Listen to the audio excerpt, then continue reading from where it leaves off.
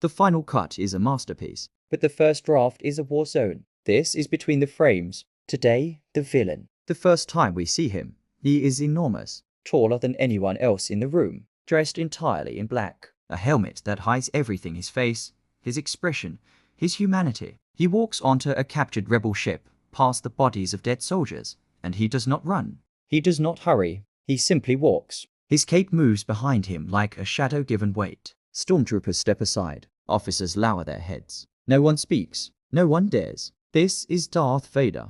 And in less than 2 minutes of screen time, we understand everything we need to know about him. He is not a man. He is a force. Unstoppable. Inevitable. Terrifying. But here is the strange thing. When George Lucas first showed early designs of Vader to his friends, they laughed. A man in a black cape. A motorcycle helmet with a samurai aesthetic. A villain who wears a cape and breathes like he is drowning. It sounded ridiculous. It should have failed. Instead, it became iconic. The most recognizable villain in cinema history. And the reason is not the suit. It is what the suit hides. To understand Darth Vader, you have to understand Anakin Skywalker. The boy who came before. A slave on a desert planet called Tatooine. A child who missed his mother so badly that he left her behind and never forgave himself. A young man told by the Jedi that his feelings were dangerous. That attachment was forbidden. That love would lead to loss. And then he met Diem, and he loved her. Deeply, desperately. The kind of love that feels like the only thing holding you together. And when he dreamed of her dying, he could not bear it. He would do anything to stop it. Anything. That is when Palpatine found him, the Emperor. A man who understood that the path to darkness is not paved with evil intentions. It is paved with fear. Fear of loss. Fear of failure. Fear of being alone. Palpatine promised Anakin the power to save the people he loved. Power over death itself. Anakin believed him. He trusted him. And it destroyed everything. By the time we meet Vader in A New Hope, Anakin is gone. Not dead. Just buried. Underneath the armor. Underneath the rage. Underneath 20 years of serving an emperor who lied to him, there is still a man. But you would never know it from watching him. He stands on the bridge of a Star Destroyer while his officers brief him on the search for the stolen Death Star plans. When one officer suggests that the ship might have escaped, Vader does not shout. He does not threaten. He simply reaches out with one gloved hand, and the officer begins to choke. The other officers watch in frozen silence. No one moves. No one speaks. No one questions him. That is power. Not the kind that needs to prove itself. The kind that simply is. Later, when a captured rebel is brought before him, Vader does not interrogate her. He does not need to. He stands close to close and lets his presence do the work. You are part of the Rebel Alliance and a traitor, he says. Take her away. He does not need information from her. He already knows the droids are on a desert planet. He already knows where the plans are going. He is playing a larger game, and everyone else is just a piece on the board. In The Empire Strikes Back, Vader hunts the rebels across the galaxy. He is patient. Methodical. He does not need to find them quickly. He knows he will find them eventually. When his bounty hunters fail to capture the Millennium Falcon, he makes it clear. No disintegrations. He does not explain why. He does not need to. They understand. When he finally corners Luke on Cloud City, the stage is set for one of the most famous confrontations in cinema history. Luke has trained with Yoda. He is faster now, stronger, more confident. He believes he is ready. He is not. Vader fights defensively at first, letting Luke exhaust himself. He taunts him. You have learned much, young one.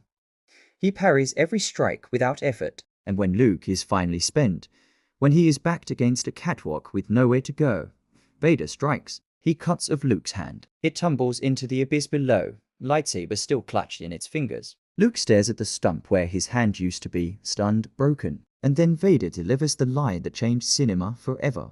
Obi-Wan never told you what happened to your father. Luke refuses to believe. He told me enough. He told me you killed him.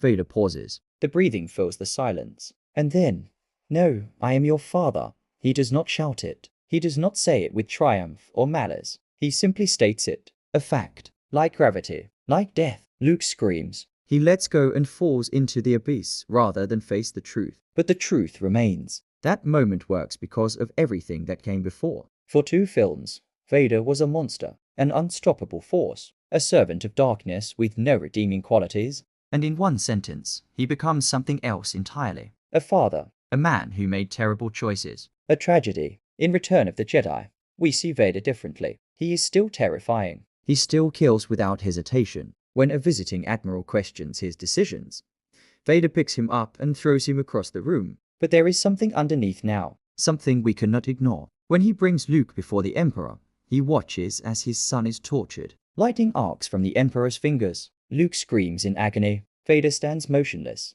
his helmet revealing nothing, but he watches. And when Luke cries out, "Father, please," Vader turns his head. Just slightly, just enough. The Emperor sees it too. He taunts Luke.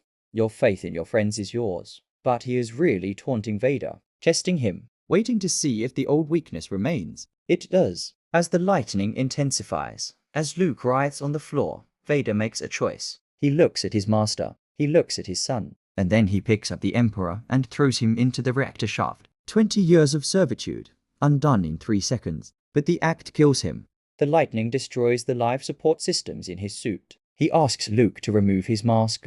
He wants to see his son with his own eyes, not through a machine. Luke hesitates. "Soon I'll be dead," Vader says. "And you'll be with me." Luke removes the mask. And for the first time, we see Anakin Skywalker. Human. Broken. Dying. He says, "Tell your sister, you were right, that is all." No grand speech. No apology for Alderaan. No explanation for the Jedi Temple. Just a quiet acknowledgement that his son was right to believe in him. He dies looking at Luke. The mask is off. The man is back. Why does Darth Vader endure? Why do we still talk about him 40 years later? Why do children dress up as him for Halloween? Why do grown men quote his lines in serious voices? Part of it is the design. The helmet is a masterpiece of minimalism. Black, angular, expressionless. It hides everything and suggests even more. The cape's gravitas. The height makes him larger than life. And the breathing, that mechanical, rhythmic sound, was designed by Ben Burt, who recorded himself breathing through a scuba regulator. It is the sound of a man who cannot survive without a machine.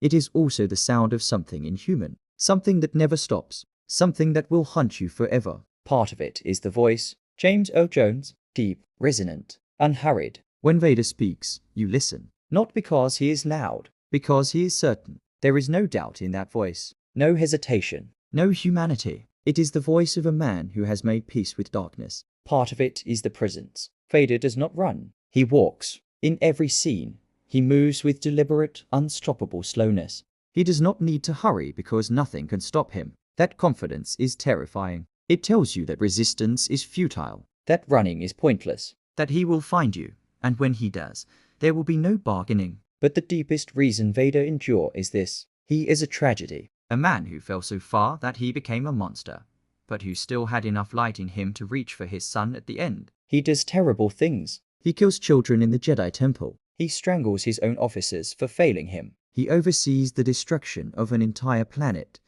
Billions of lives erased in an instant. And yet, in the end, he is saved. Not by his own goodness. By his son's love. George Lucas has said that Star Wars is ultimately a story about redemption. Vader is proof. He teaches us that the line between hero and villain is not fixed. It is crossed, one choice at a time. And it can be crossed back. That is why we remember him. Not for the mask. For the moment the mask came off. For the pale, scarred face of a man who, in his final moments, chose love over power. For the father who came back. The best villains aren't obstacles. They're mirrors. Next time, Hannibal Lecter, the cannibal you can't help but like. Subscribe and hit the playlist so you don't miss it.